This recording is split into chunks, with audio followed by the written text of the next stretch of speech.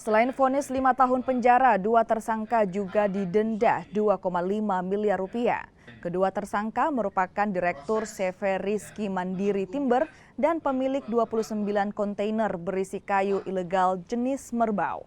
Dan kuasa Direktur CV Mevan Jaya, pemilik 3 kontainer kayu ilegal jenis merbau.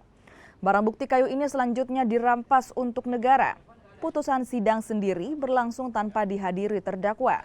Penyidik Gakum KLHK sebelumnya telah memanggil secara patut dan menerbitkan DPO pada kedua tersangka sesuai alamat bersangkutan. Namun keberadaan keduanya tidak ditemukan.